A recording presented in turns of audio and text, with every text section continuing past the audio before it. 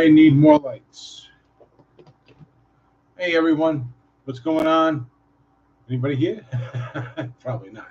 I'm probably early. So let's see.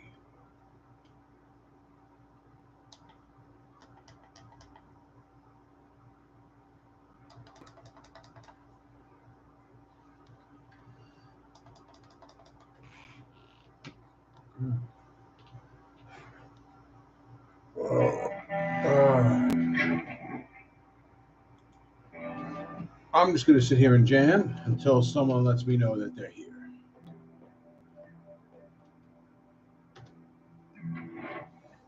I'm just going to play with my IYV.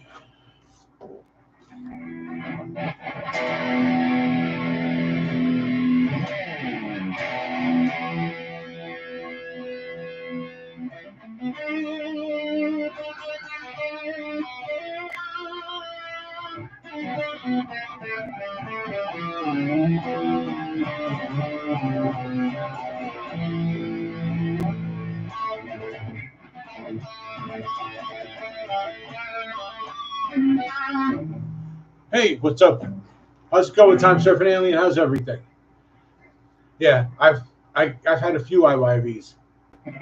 This one is a bit of a love-hate relationship, but I'm finally going to do a review on it. So I'll tell some of the story there. Maybe I'll tell a little bit of it here. I'm all right. I'm okay, thanks. Just worked 8 hours today, then sat down to do this. So I'm just finding myself getting a little relaxed after work. I'm just getting to that point. So I'm open. What's up? What's up, Snug Dorson, a.k.a. Snug Drawerson? How are you, man? Thanks for coming. Thank you very much for that very positive comment you posted earlier. Thanks. So we're gonna hang out a few minutes, and then I got a little something I want to do with you guys. What's up, Searching for Tone? How you doing, buddy? Welcome to the chat. How's everything? So I did check out your channel today.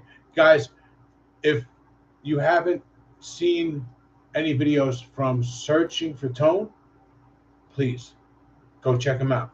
Okay? He's doing lots of guitar reviews. He's just starting out too, and he's already doing lots of reviews. Tease guitars and usual Amazon stuff. You just posted a video about Firefly, right? Searching for Tone? I just saw it in my feed.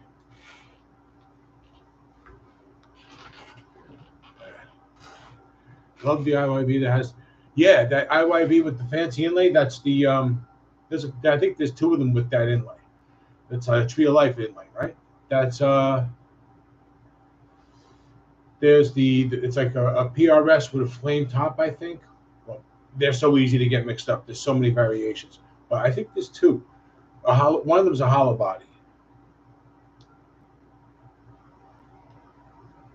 There you go. Snow's checking you out too.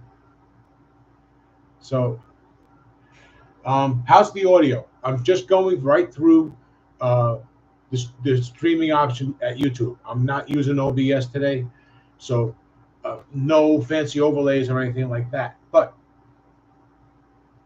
I do have a reaction I want to do with you guys. The other day, a Toman. Does anybody subscribe to the Toman page? The Toman channel? If not, you might want to check that out too, because those are the guys that put out Harley Benton. So there's a lot of good stuff over there.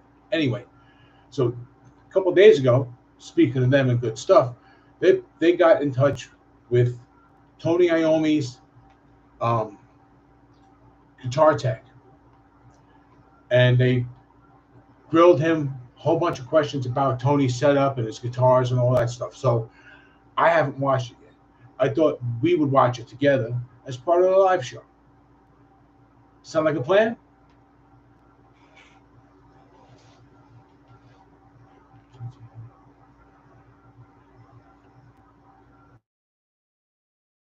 Thank you. Appreciate you stepping up. So, so yeah, that's what I was thinking of doing. I was going to maybe tell you guys a little bit about this guitar and do this reaction to Tony Iommi's Guitar Tech. No problem, JMK. Don't get in trouble. So I'm just going to hang out a few more minutes here and see what else happens. I got a few guys in the chat today. I'm liking this. Thank you guys for stopping by. I appreciate it. And how's the white noise in here? Is this okay? I gotta have some kind of ventilation going on with this AC or something. It's just too muggy. So unless it's a problem, I'm going to leave it on. All right. So.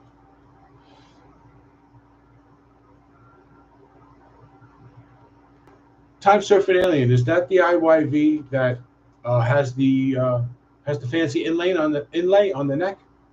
The I can't think of it now. I just said it too. The Tree of Life inlay? No, that's not it, huh? All right. Or is that the black? The trans black. So it's just got regular dot inlays, right? That's the one that sells on Amazon.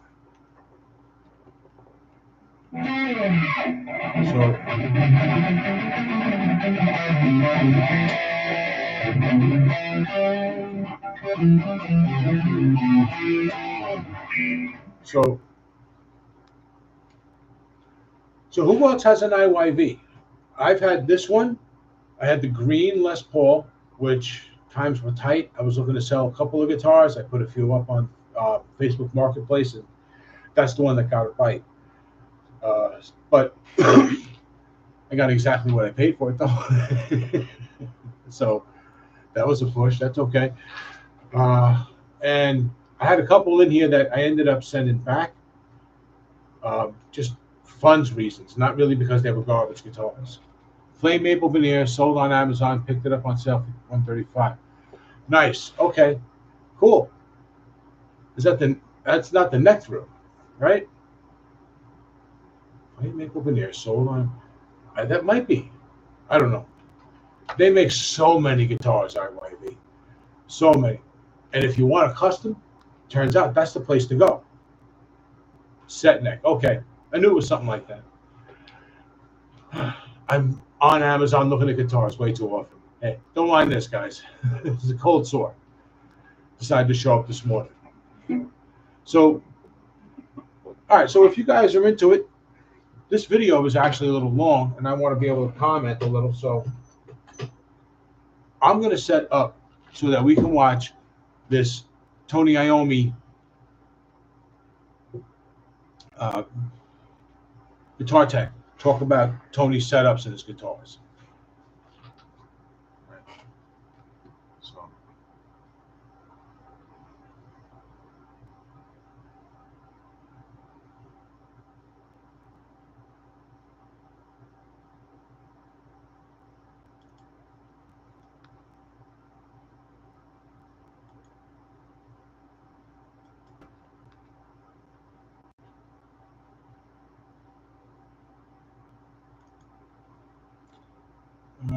All right.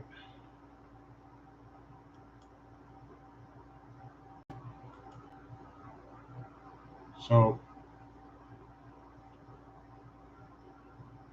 all right. So I'm gonna set this up.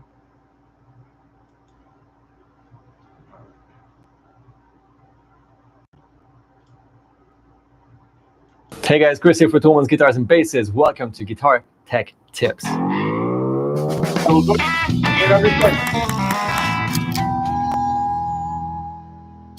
This time I have the legendary guitar tech Mike Clement on the line, and he will walk us through, drumroll, Tony Iommi's guitar setup. It's an absolute pleasure having you, Mike. How are you doing?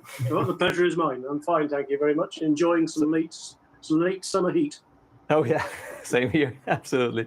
I'm super glad to have you on the show. I am really looking forward to finding out how Tony enjoys his guitar, like setup wise, and how come the strings. Like, one thing is really interesting, and I always wanted to know how come 2 times there's the same gauge, like 8, for the E and 8 for the B as well. So I want to put the exact same gauge on this guitar. This is a 61 reissue SG, by the way. I couldn't find one with P90s. You guys keep on buying all the guitars, so this is the one I found in stock, and I'm not too worried about it. It's a really good guitar, so I will use this one. And yeah, let's see.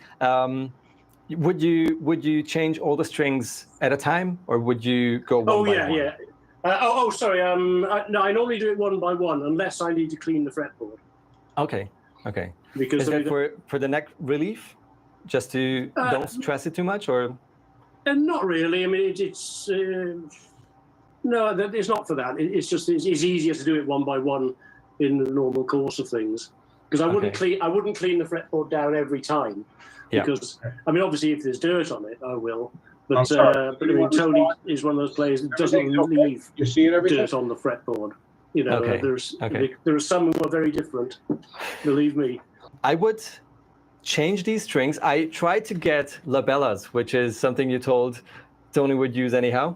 Yeah. These are the thicker strings. These are the ones you mentioned you would use for C sharp, right? That's right. Wow. So they're 8 to 38. 8 to 38. That's crazy. And then that's the thicker set. So that's the set he uses when they tune down to C sharp. And it's a 38. And I think he's got 2 8s on his custom set, he was just saying. So it's the E and the B are both an 8. But let's see. Yeah. C and C sharp. Yeah, because I mean we can use up to 4 different tunings. In fact, on the 13 tour, we did have 4 tunings. It was D sharp, D, C sharp, and C. And it kind of came into being historically to allow for Ozzy's voice. Yeah, you're right. Sometimes they just have that. Yeah. I mean, obviously now he's a lot older. You know, he struggles to get to the higher notes, which is why we dropped to C. We never used. They always used to go down to C sharp, but back in the day they did it. I think things like Into the Void. You know, just it's that put his voice in the right range, you know, to go down to C sharp. So you have to use heavier gauges. Yeah, I mean, they're still very light by anybody. Right. I'm so looking forward to trying this guitar at the end with your normal D flat or D sharp, I suppose, D sharp tuning. So to have those gauges, those strings here, I went for a couple of single strings from the Dario because this way I can. All right. I just got to point out right here that this right away shoots down everybody's comments and thoughts about how you need to have like a 54 on your E string if you're playing metal. Okay? This is the godfather of metal. This is the guy who's, Jesus Christ, 38. That's amazing. Right? So anytime anybody says, you got to have a 54 on it, you're an idiot. This is it right here. This is all you need. This proves it right here. Have 2 8s, the 11, the 18 wound, and everything that you need for that normal standard tuning of Tony's. So I will just start changing the strings, and I'll ask you things on the way, whatever comes in mind. And what I'll do is I'll just change 1 or 2, you know, and then I'll do the rest later, so you can see what I do with the machine heads. So how often would you change these strings? Because they're obviously thinner than what most people would use. Yeah. Do they break a lot, or you don't have issues with that? We do not have issues with breaking. I mean, I've worked for Tony for 31 years, and he hasn't broken a string on stage for the last 25. Oh, that's something I would love to say about myself. No, his playing is very, very controlled. Yeah, you know, he never thrashes. I respect that so much, because if you're on stage, you tend to just dig in harder, just hit too hard, grab too hard sometimes, because you're charged with energy, and that's something I really look up to. If someone can control his playing whilst having this kind of excitement and Yeah, well, everything. it kind of goes with his personality, and also because we think very, very carefully about the rig. The rig does all the hard work. Yeah, yeah. So the dynamic that Tony puts into it from the guitar is pretty minimal. Okay. Oh, by the way, I want to shout out to Laney Amplification. We also have a nice iron heart here out of respect because, first of all, I love this amp. And second of all, Laney, the guys at Laney were great enough to help us contact each other. They contacted Mike and asked if he's up for this. And I'm happy to say that he was. So it's great. And the guys at Laney are anyhow just the nicest human beings ever. Whenever we do anything with the guys, it's just hugs and lovely people. Well, we think so as well. I mean, they've been very kind to us, and it's a good symbiotic relationship. And yes, we get on extremely well. It's wonderful. And since about 1994, we came back because, of course, Laney was involved originally with Black Sabbath because they're from the same area. Yeah, Lyndon Laney, the guy who founded the company. I mean, he's one of Robert Plant's oldest friends. They've known each other since school days. Yeah. Great. It's so nice to see such long relations, which are based on friendship, really. I just want to take a closer look at that guitar while on that shot. That was a good shot. Okay.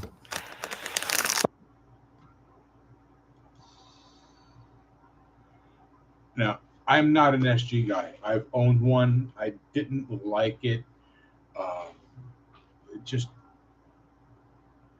I like the way it sounds. I'm not a fan of the way it plays, but it just looks so good sometimes. Like with a finish like this, that's gorgeous. And he just grabbed it up off the wall at Thomann, which, for anyone who doesn't know, is Europe's largest individual store. It's like walking into an airplane hangar or an airport, and it's just filled with guitars. It's like gigantic. But come on, that's gorgeous. What's that? You have the Laney Loud pedal, 60-watt amp pedal with effects loop and overdrive built in. Laney makes good stuff. It may not always be somebody's cup of tea as far as the tones that you prefer, but Laney makes high quality stuff. Very much, it almost boutique-ish. Yeah, JMK, I think you're right. That's really what it is for me too. It's the flaws of the guitar that draw me away, but I also can really appreciate some well done wood, some rice with the right stain and accompaniments with accessories. Yeah, and this is gorgeous. All right, let's get back to it. Oh, by the way, I want to shout out to Laney Amplification. We also have a nice iron heart here out of respect because, first of all, I love this amp. And second of all, Laney, the guys at Laney were great enough to... I'll back up a little so we don't miss out. Well, we actually saw this, so I won't back up. Tim, thanks for joining us. You have a Cub 8. Is that the 5? Is that a 15-watt or the 5-watt? And, yeah, I'm just curious. To help us contact each other. They contacted Mike and asked if he's up for this. And how you doing, I'm happy to say that he was. So it's great. And the guys at Laney are anyhow just the nicest human beings ever. Whenever we do anything with the guys, it's just hugs and lovely people. Nice. Well, we think so as well. I mean, they've been very kind to us, and it's a good symbiotic relationship. And yes, we get on extremely well. It's wonderful. And since about 1994, we came back because, of course, Laney was involved originally with Black Sabbath because they're from the same area. Lyndon Laney, the guy who founded the company. I mean, he's one of Robert Plant's oldest friends. They've known each other since school days. Yeah. Great. It's so nice to see such long relations, which are based on friendship, really, more than on anything else. It's just so unique nowadays. I kind of miss that. In many cases. I agree. Now I've loosened off the top string. I can feel the ridges where Tony's been pressing down on the fret. So I know these strings have because you can't tell by looking at them, because I say his sweat is not corrosive. There you go. But as soon as you undo it, you can feel the notches. And that's now I know these strings do need changing. I'm not worthy. Okay. Well, then good that we are on Zoom right now. Let's have a chat whilst doing it. I'm sorry, I just had to say, I don't know if I would even play that guitar if I had it in my hands. I mean, his personal guitar, I think I would just hug it. All right, enough of me goofing around. Indeed, yes. So I started with the 6th string. I have the 32 on it. That's right. Yeah. I mean, okay. I started the top end, but Oh yeah, sorry. I don't know. That was closest, so I guess. Well, that's the same with me because it's a left-handed guitar. Absolutely. So. Yeah. Oh yeah, that's true. I keep on forgetting it. That was the original. By the way, if you guys are not familiar with Tony's gauges, can you walk us through his 2 main tunings, like the normal D sharp would be? Yeah, the D sharp would be an 8 plane. Then the B string would be an 8 plane, and the third is an 11 plane. Then it goes to 18 wound, 24 wound, and 32 wound.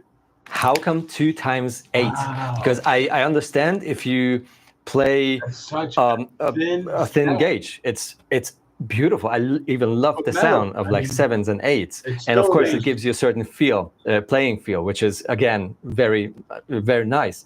But how come 2 times the same gauge? I was wondering. He just. That's just what he found when he started playing after his accident, of course. That's why he went to the very light gauges. Yeah. And although here's a pair of his fingertips, by the way. You have them. Great. Yeah, I mean, I carry a pair myself, just so that he knows that someone somewhere has got a pair that he can use. Because normally he carries them himself all the time in a little old tobacco tin. That wasn't awesome. That never leaves his person. So yeah. I've read interviews and watched videos on that, and that's just so fascinating. It's because of the very end of the fingertip, right, which got injured. Right? Is it on 2 fingers, Yeah. And that's because of, is that because of more feel with these rubber tips? Or is it because of maybe painful playing otherwise? It was uncomfortable to play. Okay. Even when he did start, the kind of tips he would use, he still had to have the very thin gauges. But of course, it's worked for his playing style. Obviously, yes. Yep. I've got involved in the process of doing these things. There's 2 different types. This is the tip that goes on his middle finger, and this is soft. Ah, okay. Mm-hmm. And what this is from is what they call a glove, made by the health service, and it's a false hand, and it comes as a false hand, but it's made out of this soft rubber. So they send us maybe half a dozen. Tony will cut the tips off like that and find ones that fit. So maybe out of 5 or 6 of the hands, you'll get 2 that will fit on. Yeah. Mm-hmm. But then this other one that goes on the ring finger, this is a harder, more resinous plastic. Mm-hmm. And the black strip is leather that he cut from an old jacket. Sorry, guys. I just wanted to read this out loud. Ricky Compton says, Iommi is my favorite guitar player. Great choice. I have the Gibson Tony Iommi Monkey SG. It was a Christmas present from my wife. And Tim Scarlett does say, does she have a sister? And yeah, absolutely. Does she have a sister? That is a special lady. You hear about guys all the time talking about how they have to hustle guitars in and out. We see the memes all the time, right? They got to hide guitars and all that. Well, I think you got the one good one. That's a beautiful guitar. It's an awesome gift. I'm sure you deserved it too, man. Oh, yeah. That's great. Okay. And luckily, he's only got a few bits of the leather because it's used over the years. It's just the right thickness. And what he does is he glues it on, and then he works oil and talcum powder into it, and he'll sit in a dressing room with a glass-topped table like sort of rubbing this oil and talcum powder. So when the cleaners come in, it looks like he's been doing drugs. But it's not. It's his fingertips he's doing. Insane. The next thing that comes in mind immediately when we're talking about these unusual gauges is intonation. Well, we use the Schaller tunematic bridge, so there's quite a bit of travel on the saddles. We have to do it. I mean, I know that John Diggins, the guy who built the Old Boy, I mean, the way he used to do it was he had to have Tony standing holding the guitar, and then he would adjust, but he would do it on frets, like between the 5th and the 7th fret. But the way I do it is I do it on the traditional way on the 12th fret, and I know that John says that doesn't really work, but I find it does work. Okay. And sometimes you have to compromise a little bit because depending on which string you're using, you've got to make sure, of course, that the notes down around the A and the 5th and the 6th fret and what have you, they have to be accurate. Yeah. So sometimes you have to bend it a little bit, but we put so much work into the guitar rig, because he knows what he wants. That's easier to work with a guitar player. It's easier, except that he was for years looking for, this isn't quite my sound, whatever. And then what we did was we went back and found one of his original amps, or the same type, which was the Laney LA100BL. Yeah. And we brought it along, and we needed to get it fettled up a little bit because it wasn't in very good working order. So Mike Hill sort of worked on it and got it working. And of course, as soon as Tony hit it, he said, "That's it. That is the sound I've been wanting for like the last 30 years." Wow. I mean, people think that Tony uses huge effects because we do have fairly big racks, but there's actually very little effect being used. It's basically a slapback delay and a chorus, and that's it. But there's a lot more stuff in because the control racks do look quite impressive. They're quite big. Yeah, I've seen those. That's why. But most of the stuff is ancillary to the sound. It's like the radio receivers and all that kind of stuff. Yeah, but the sound comes from the guitar, really, and what the amplifier does to it. Yeah. So the last two tours, we're using the newer version of the old amp, because the old amp was from the 1960s, so the voltages in it are considered unsafe now. So they had to tame a few things back, but they did a very, very good job. And Tony was, at all the tours I've done with him, at some point when his ears start to just get a bit too tired after a few weeks, he would start complaining, well, it's not sounding right, what have you. But it's just his ears shutting down, and he kind of understood that. But there was very little room to do anything to change it, because everything is maxed out anyway.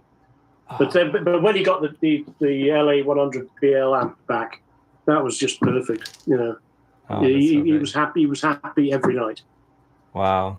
I wanted to ask about the truss rod and neck relief. How straight Tony prefers it? How close the strings are? Like what kind of string action are we looking at? Well, it's pretty close, pretty low action. But I'll back up on this, guys. I wanted to talk about JMK's last comment.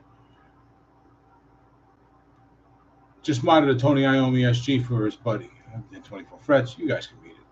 I put P rails. Are those the official P rails or the Guitar Madness P rails? And how are they? I like the idea of the P rails. So that would make it basically a P94 with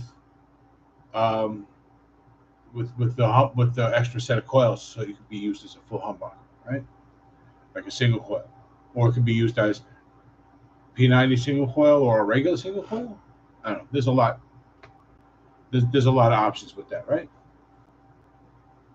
Anyway, I'm sorry, guys. I'm rambling. Let me back this up a little bit for you guys. Here we go. All right. Wow. I wanted to ask about the truss rod and neck relief, how straight Tony prefers it, how close the strings are, like what kind of string action are we looking at? Well, it's pretty close, pretty low action, but he doesn't need it to be absolutely just off the frets because you lose a little bit of the feel then. And a bit of tone as well. Yeah, the strings cannot really vibrate freely. Yeah. And what we tend to do, I mean, I don't use instruments to set the, well, I do actually. I've got, this is one of the handiest tools any guitar tech can have, a straight edge ruler. Yes. Just put that on the neck. I'll check it out. And straight away you can see if it, which way the relief is going. And basically what you do is you get it as flat as possible and then just give it a little tweak backwards. And then in terms of the actual action, again, I don't use a measuring instrument on that. Basically, I just take every string down. And this is obviously something I would only do once when we got the guitar new. Yeah. Just drop it down as low as it'll go until they're actually catching, and then just raise it up a little bit. Just get it as low as you can without being stupid about it. It would be too much to say I was arguing about this with people, but some people are really, really serious about numbers, and you have to have like decimals and everything right, otherwise you don't know what you're doing. And that works for many, many people. And I do recommend using measurements and numbers to get in a ballpark. But at the end of the day, as soon as you have a bit of an experience and you know what you're looking for, it's all about the trials and errors and fine adjusting it, and don't really paying that much attention to numbers anymore, isn't it?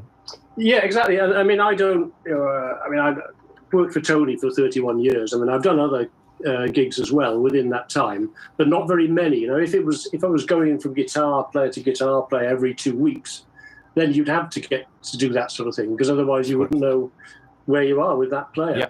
Yeah. But exactly. I'm currently working with Nick Mason's Source Full of Secrets, and I'm doing the bass and the stage right guitar there, and you just kind of get a feel for what he wants, And if he says, "Oh, the action's just a little bit high," so I'll drop it.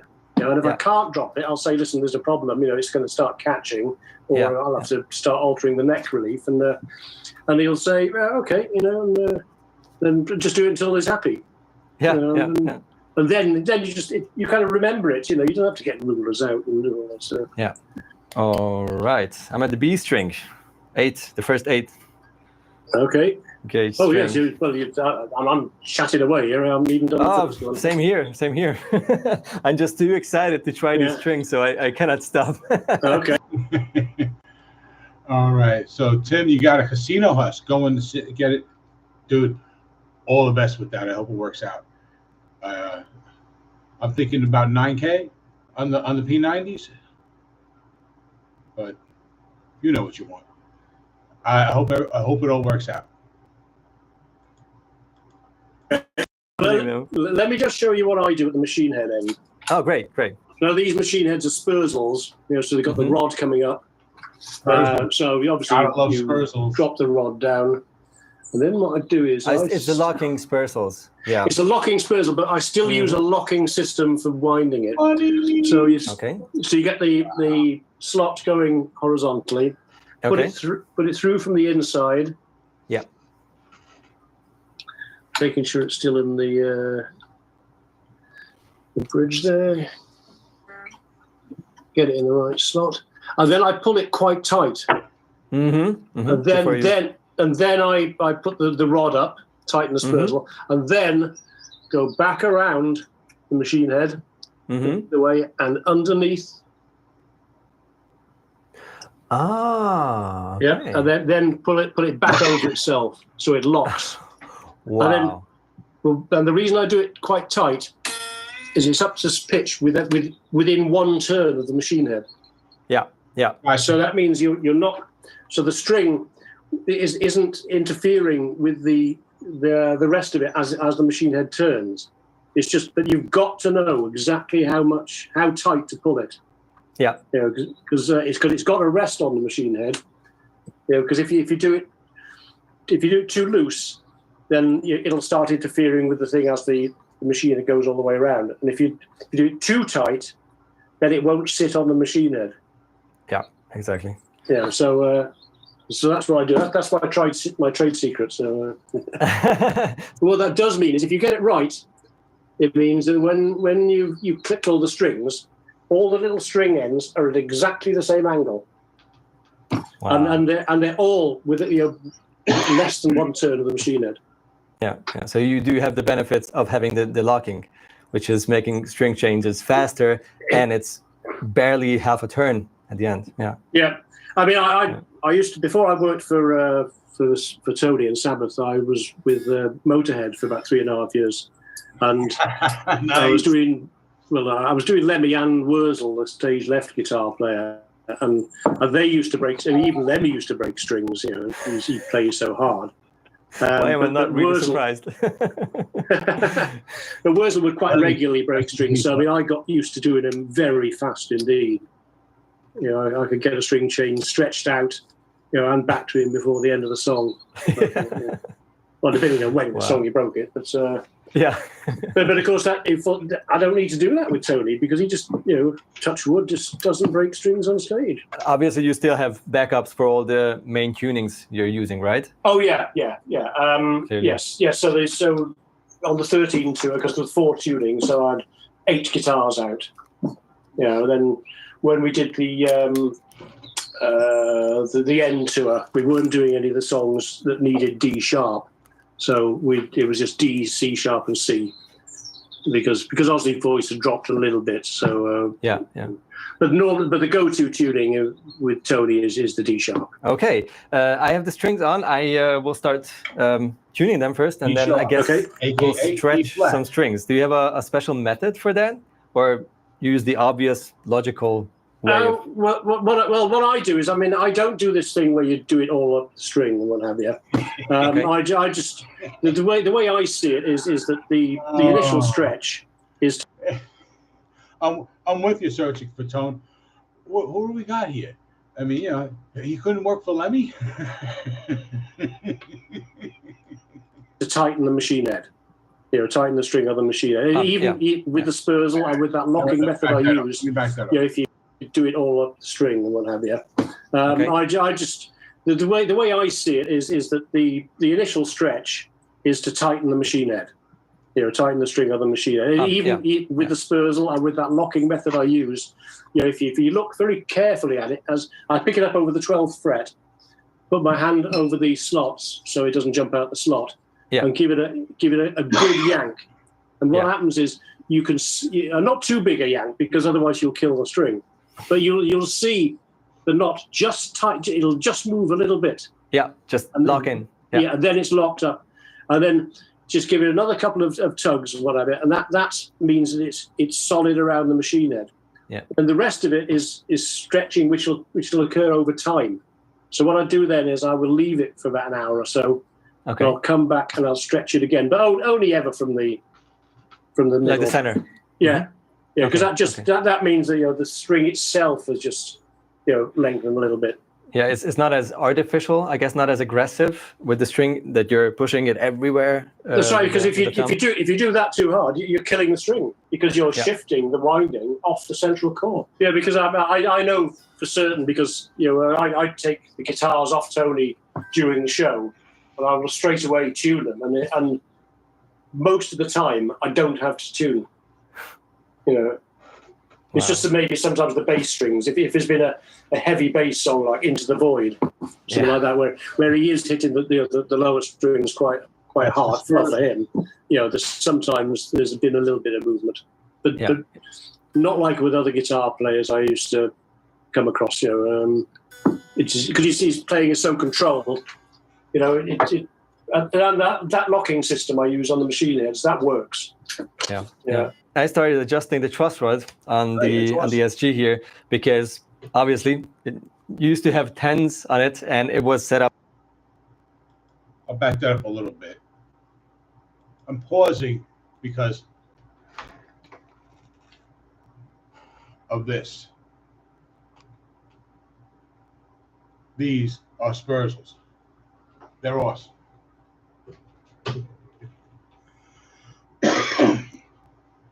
I think they're the most expensive tuners you can get, but they are worth it. If there's been a heavy bass song like Into the Void, something like that, where he is hitting the lower strings quite hard, well, for him, sometimes there's been a little bit of movement. But not like with other guitar players I used to come across, it's because he's playing it so controlled, and that locking system I use on the machine heads, that works. Yeah. I started adjusting the truss rod on the SG here because obviously it used to have 10s on it and it was set up perfectly. Luckily, it was absolutely ideal, and now there's way less tension pulling the neck, so I had to loosen it just a bit. I gave it like less than 1/8 of a turn. It's looking great now. Next thing is about the pickups. Those are humbucker pickups, right? Because the size is sort of P90 similar. The size of P90, it's a kind of historical thing because the Gibson SG that Tony used for the first 10 years, that's a 65 special, and it came with P90s. But of course, with the volume they play, the hum that you get, and of course, in the early days, Tony used to use a Rangemaster, treble boost pedal as well, and the noise that they generate. That was you, Tim Scarrow. So couple that with the single coil pickups, and in some places, the noise when he stopped playing was just so horrendous. I mean, this is before my time, but so what they did was I think they took the inside of the Gibson P90, put it into a metal case to see if that would, take some of the noise induction interferences, I guess. Yeah. And then the second pickup was actually made by John Birch, who made the second main guitar, and John Diggins used to work for John Birch, so that's where JD got trained up. Ah, that's fine. Okay. And it was some kind of his own interpretation of a P90. I don't know what the differences were, but then Tony, when he was kind of told about the humbuckers, taking that hum out, he thought, well, great, anything I could do to reduce the noise. So that's when they started developing the twin coil versions. And I don't know what the actual difference is because they appear quite different. Yeah. Like the bridge pickup has the two bars over the coils, and the neck pickup has individual. Well, it has two. Two coils. There's two coils, but there's two sets of pole pieces, at the front and the back. Yeah.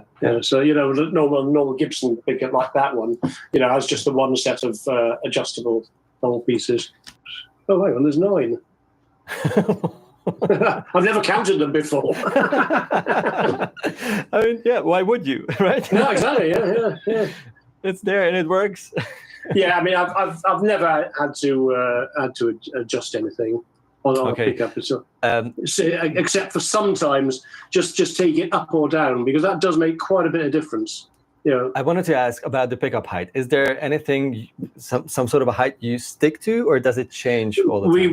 We do it per guitar. When Tony gets the guitar, he'll start trying it out, and because these old, new boys, are made by JD. I mean, JD knows what is, the really crucial things, but every pickup will vary very slightly, and we just, Tony will he'll strike a couple of chords, and he'll say, just smooth it out a bit, so I'll just drop it just a little bit, and then we just go up and down until he's happy with it, and because his ear is so accurate, he'll know when it's right for that guitar, and then we just don't touch it again. That's a great advice, I think, because again, sticking to measurements and standards can definitely help, especially if you don't have any experience about pickup height and where it's supposed to be. That kind of pickup, a PAF needs to be higher up, and like a higher output humbucker should go lower probably a little bit than PAFs. So these help, but at the end of the day, use these guys and see which works best for you with that. I'll back up just a little bit. So, Snug, you're absolutely right. It's crazy that somebody can hear that precisely, that just a little turn of a pole piece that they can hear that difference, but some people say they can't. I've never bothered trying. Has anybody here ever played around with pole pieces and noticed the difference? All right, back to it.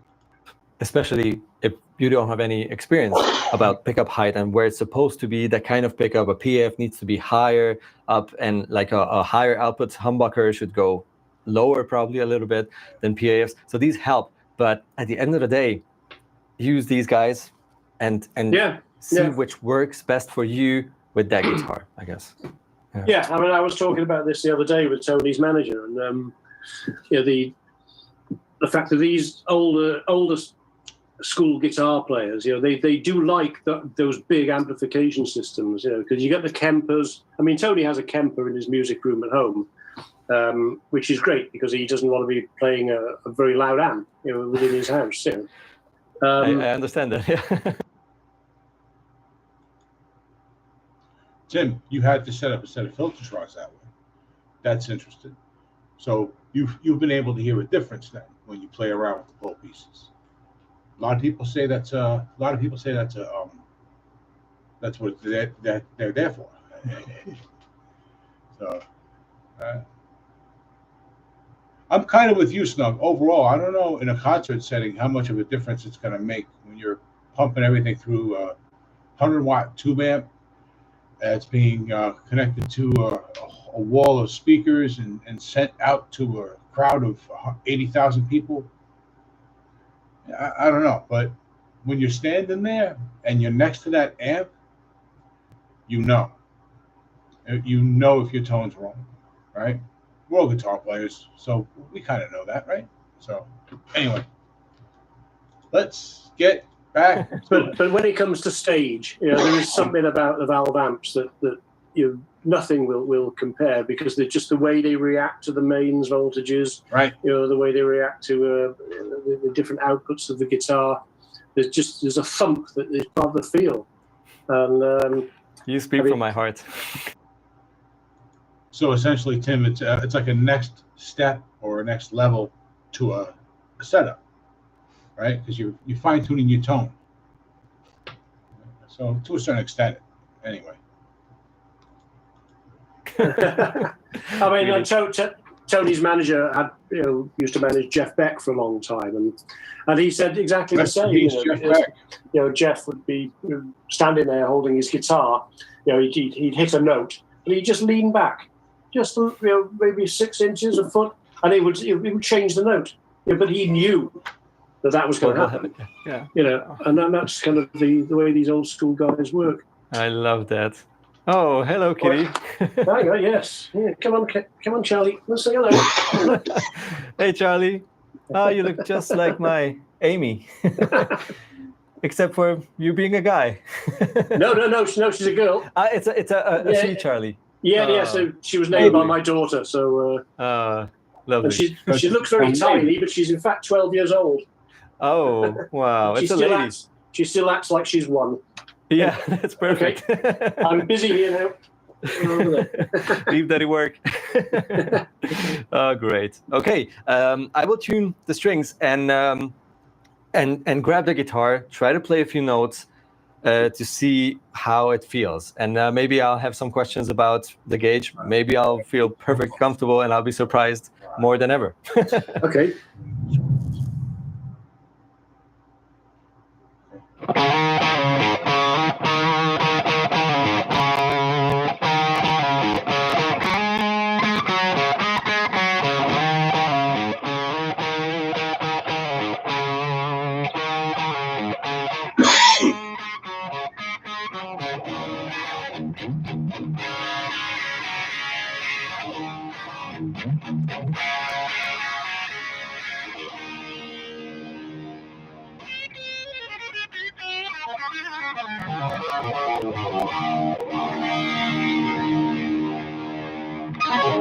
Yeah.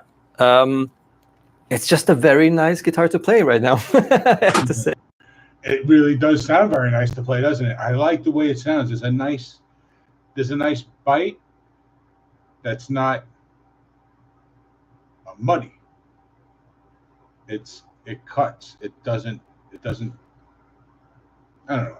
It doesn't like slap you in the face like a blunt instrument. It kind of feels more cutting and biting, if that makes any sense.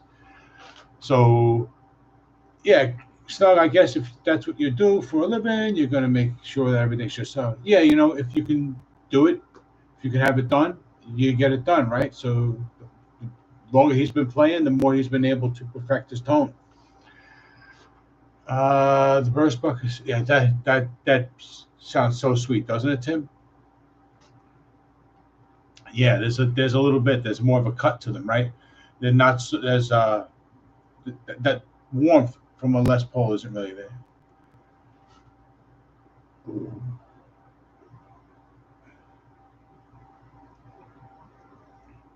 All right, let me get back to it now. We're almost there, guys. Yeah. I mean, I prefer the lighter gauges. I mean, I wouldn't go down as far as the 32, but I mean, a 9 through 42 I find comfortable for myself. Absolutely. Yeah. The good excuse is this guitar is left-handed, so I can't embarrass myself by trying to play it. So. Do you have any horror stories? Oh yes. I'm guessing 31 years are enough to summon enough miserable moments where you we did when we what was it? It was around about 1994. We went down to South America. It was just after the birth of my daughter, and we went down to South America and did some gigs with Bill Ward. But one of the songs in the set was Mob Rules.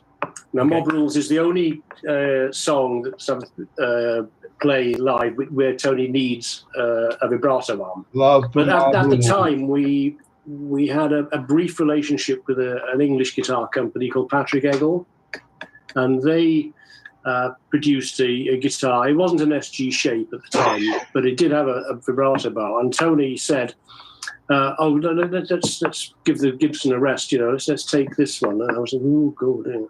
Yeah. So anyway, we're on stage at the first gig. It was a Monsters of Rock thing. I think Kiss were headlining it.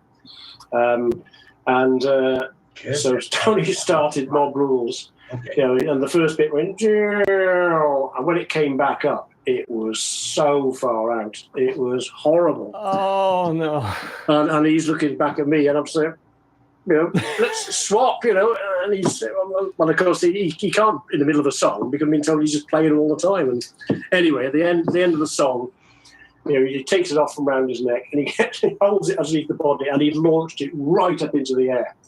And of course, it's this great big arc, as it comes down and hits the deck, the neck breaks or whatever. And all these other techs are standing at the side of the stage going, oh my God. And I'm just going, oh, he does that every night. Great. Needless to say, they because we didn't have the Gibson with us, because the air freight down to South America is so expensive. We had to take as much as possible. But anyways, that was a horror story. But I love the ending. It's so theatrical. Oh, he does it all the time. Oh, yeah. Oh, I love it. I love it. Yeah. So great. Mike, it's been an absolute pleasure. Thank you very much for taking time. Pleasure has been mine. This little chat. I've really enjoyed it. Good one. Oh, me too. Me too, absolutely. And thanks for all the precious information. I'm happy to share this with everyone who's watching this video. I hope everyone will have at least one more question maybe we can answer. So let us know, of course, down there in the comment section. We'll come back to you. And there's nothing else to say. Then have a fantastic day. And thank you very much for your time. Thank you. Pleasure mine. Mike, great. Thank you. And you guys take it easy. Thanks so much for watching the video. Hope you enjoyed it. And let us know which guitar tech you want to see next. See you in another video. Bye-bye. Cool. It was a little thing, but natural. Well, it was supernatural. Okay. That's what I like. I like that. Do you want to... Supernatural.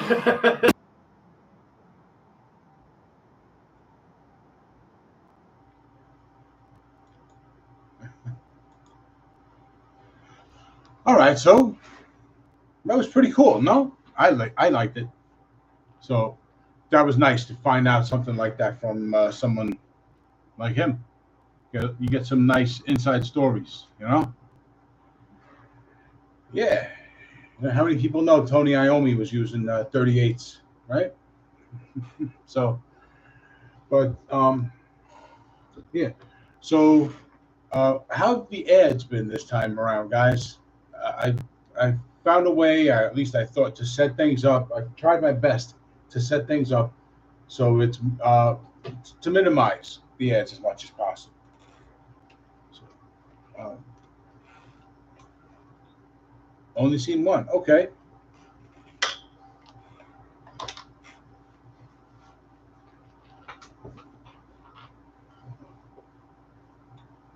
TV is usually about one every 6 minutes, and there's actually an option to set that up. And I was like, no way.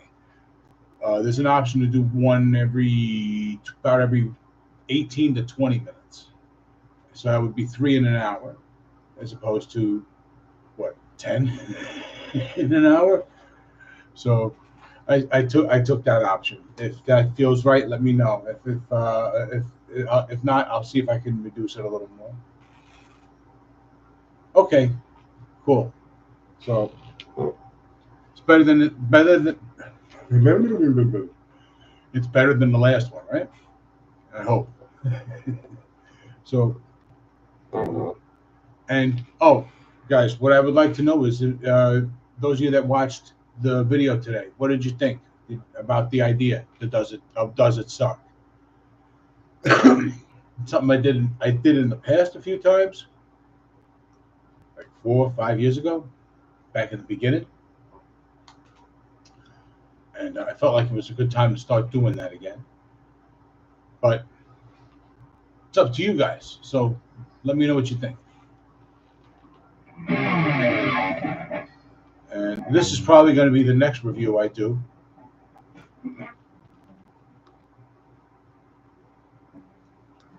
Okay.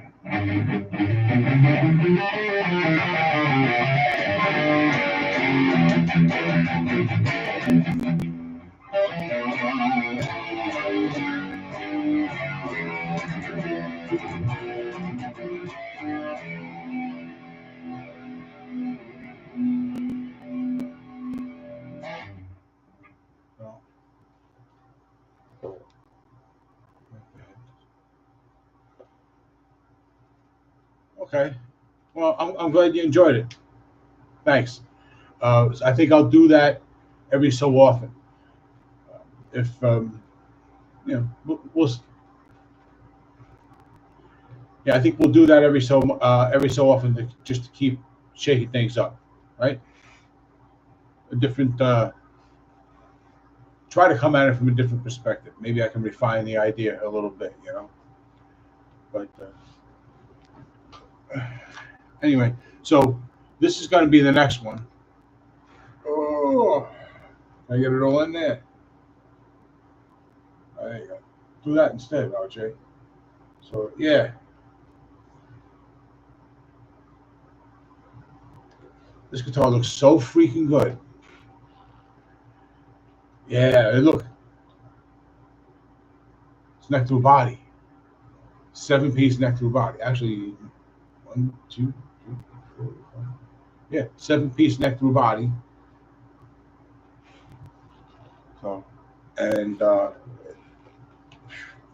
looks like it's all business, right? Yeah, I'm going to review it, so I'll give you a lowdown then. But let's just say there's been a bit of a love-hate relationship with me and this guitar.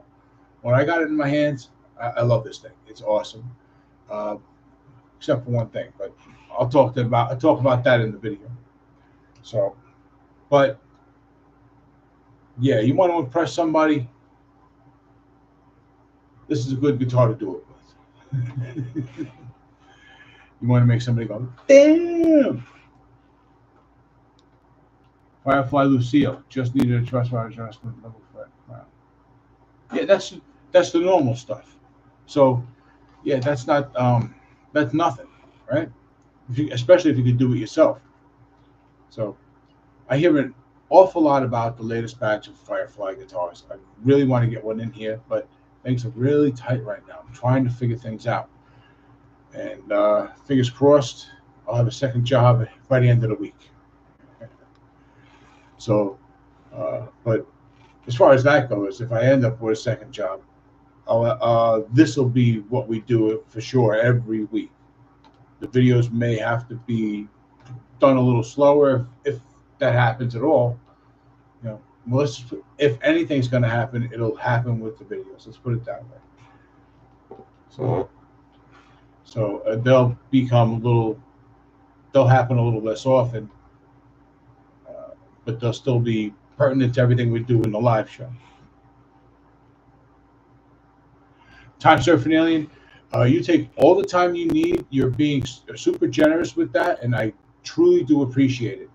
And I appreciate your patience with me as I try to get your guitar fixed. The jack went, and my friend's putting a new one in it now. He just wants to keep it around because it's using the same type of switch that I put in the bass to guitar conversion, and he's not sure how to wire that guitar up, so he wants to have that one around until he figures that out. So I guess it helps him somehow. But so once I get it back, it's going out. Okay, it's going to be shipped out to you. So, but whenever you get that body out to us, I appreciate it. So thank you very much for that generosity. I'm just going to make sure that it gets out to you the right way. You know, no sense in me having a contest and sending you a broken instrument, right? So, and once things are all settled with the show, because I'm working on this and turning this into podcast as well, then once I get a little bit caught up with all that, we're going to be doing some more stuff. I got some other ideas, a new channel. Like I need more stuff to do.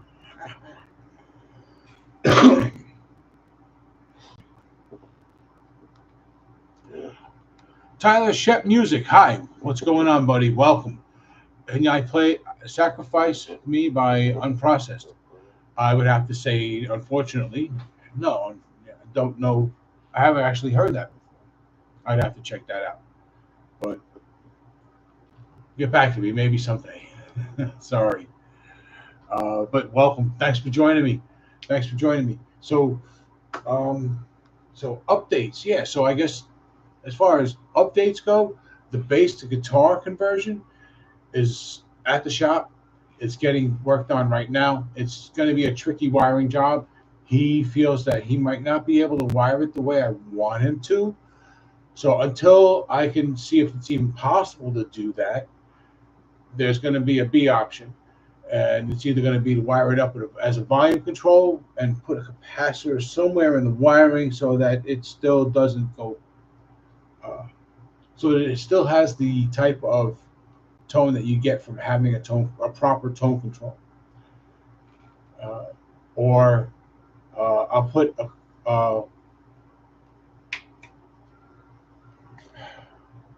it's the concentric potentiometer, one with the two knobs, one on the top and a different one on the bottom. I just need to be able to find one that is both A500 and B500. And then I'll put that in there, and then it'll have volume and tone on one potentiometer. And it's not exactly what I want, but it'll still be really cool and versatile. So anyway, so that's the plan now with that one. And then I still want to do more things with that body. So I'm going to think in the future to get more of those. I want to end up with like 3 or 4 of them and have different instruments result from each of them. So thanks for stopping by, Search for Tone. I appreciate it a whole lot. You do whatever you got to do, man. And I will be checking out your latest video. And to anyone who is here and hasn't checked out Search for Tone, please do. He's got a small channel, a young channel, and he's putting out content regularly. So please check him out. And if you like what you see, give him your support. Subscribe. All right? So thanks again, Searching for Tone. So, all right. Let me wipe my whistle here. That's why. All right. So, well, it's getting a little late for you guys now, right? Some of you guys, it's a little bedtime, and JMK, you're at work. So, you know what? It's been an hour. Keep an eye out because I may actually edit this reaction and put it up as a separate video if you like to check it out again, or I don't know, so other people to check it out anyway. All right. And keep an eye out for the review for this. And till the next one, take it easy, guys.